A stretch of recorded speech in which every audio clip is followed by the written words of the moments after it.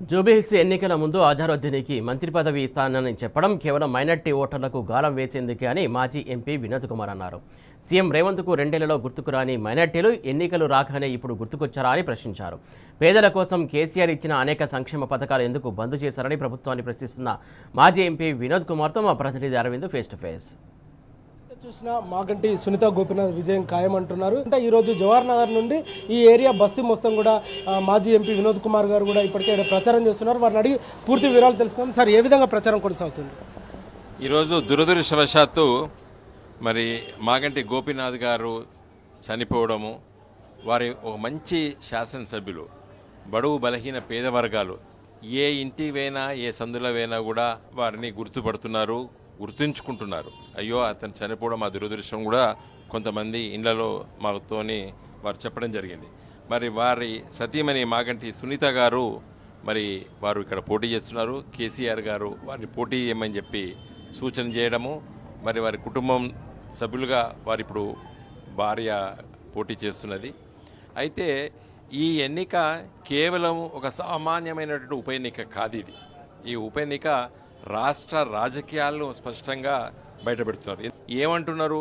మీరు వేయాలమ్మా కేసీఆర్ గారు అవన్నీ చెప్తే మాకు తెలుసయ్యా, పోయినసారి మేము గెలిపించినాము, ఈ ఊర్లలో ఉన్న వాళ్ళకి గెలిపించలేదు, రేవంత్ రెడ్డి మాటలు నమ్మి వాళ్ళు మరి కాంగ్రెస్ని గెలిపించారు, మేము పోయినసారి గెలిపించినాము, ఇప్పుడు మేము మళ్ళీ గెలిపిస్తాము, ఎందుకంటే కేసీఆర్ వచ్చిన తర్వాతనే మనం అందరం కూడా బాగుపడ్డాము, కరెంటు బాగా వచ్చింది, కళ్యాణ లక్ష్మి వచ్చిందని చెప్పి కూడా వారు చెప్పడం జరిగింది. ప్రతి ఇంటికి వెళితే నాకు ఇంత స్పష్టంగా ప్రజలు చెప్పడం అనేది ఈసారి నేను చూస్తున్నాను. చాలా సందర్భాల్లో ఎన్నికల ముందే తెలిసిపోతుంది ఎవరు గెలుస్తారు ఎవరు ఓడిపోతారని తెలుస్తుంది. ఈసారి ఈ జూబ్లీ హిల్స్లో ఉన్నటువంటి సామాన్య ప్రజలు, నేను ఇలా తిరిగింది నేను మధ్యతరగతి కంటే కింద లోయర్ మిడిల్ క్లాస్ ఇళ్ళలే నేను తిరగడం జరిగింది. ఆ గల్లీలనే ఉదయం నుండి తిరుగుతున్నాను.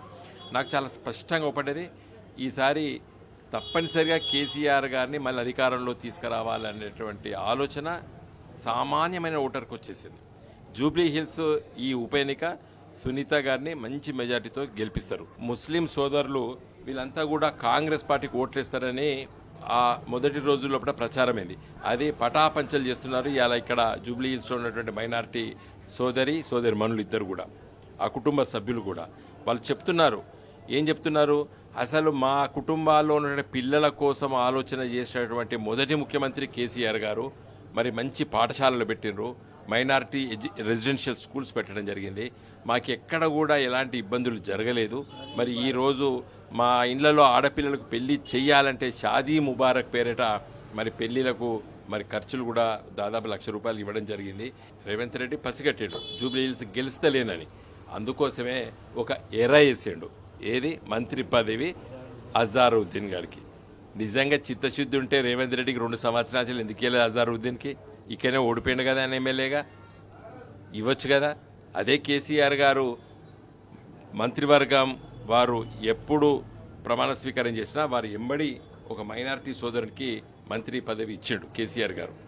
ఇంకో ప్రధానమైన విషయం ఏంటంటే రౌడీ పాలన వద్దు, కేసీఆర్ పాలనే ముద్దంటున్నారు సార్. మళ్ళీ గతంలో కాంగ్రెస్ గెలిస్తే మాత్రం తప్పకుండా జూబ్లీహిల్స్ రౌడీ పాలన వచ్చే అవకాశాలు ఉంటాయి. మొన్న నామినేషన్లో భాగంగా కత్తులు కటార్లు పట్టుకొని రౌడీ సమ్మేళన కూడా ఆ విధంగా కూడా కనిపించారంటూ కూడా జూబ్లీహిల్స్ ప్రజలు కానీ అటు బస్తీవాసులు కానీ కొంచెం ఆగ్రహం వ్యక్తం చేస్తున్నారు సార్. దానికి మీరు కంక్లూజన్ ఏం చెప్తారు సార్? గుండాగిరికి మేము భయపడము అని చాలా స్పష్టంగా ఉన్నది.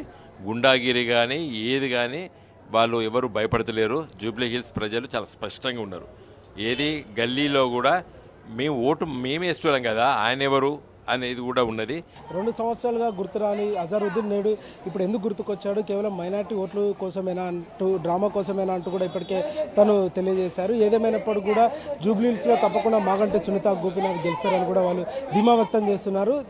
వీడియో జర్నలిస్ట్ గోపాల్తో అరవింద్ టీ న్యూస్, హైదరాబాద్.